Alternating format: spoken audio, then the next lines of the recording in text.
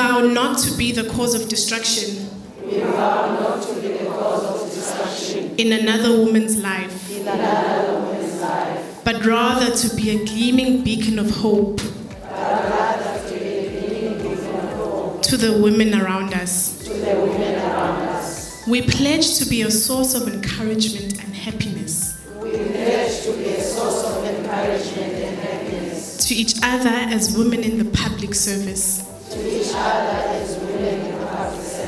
We vow to increase positivity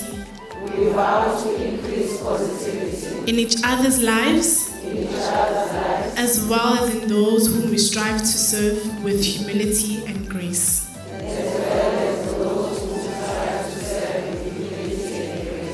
We strive to protect each other, fight against any ills that may taint our sisterhood. Enye yezinto ebesixoxa nabantu besifazane ukuthi ababe progressive nje generally.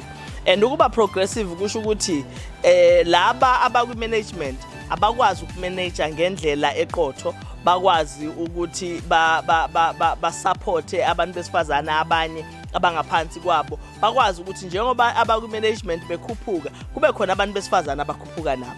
But kune side ke linye lalelo khonyo ukuthi nalabo abaphethwe abantu besifazane abaphatheke phela, ngoba siyaye sikubone kwesinye isikhathi ukuthi uma ngabe kuumuntu wesifazane okwi management compared to umuntu wesilisa, sometimes abantu besifazane aba react ngendlela efanayo. Kuye kutholakala ukuthi umuntu wesilisa uhlonipheka kangcono kunomuntu wesifazane. So besixoxa lolo daba ukuthi hayi alikwelime sisupportane, sikwazi nje ukuthi sibe njengabantu besifazane siqhubekele phambili. And indlela yokuthi siqhubekele phambili ukuthi sisupportane, si recognize ukuthi kukhona abafika phambi kwethu okuyibona abasivulela indlela, nathi sine responsibility yokuvulela abasilandelayo.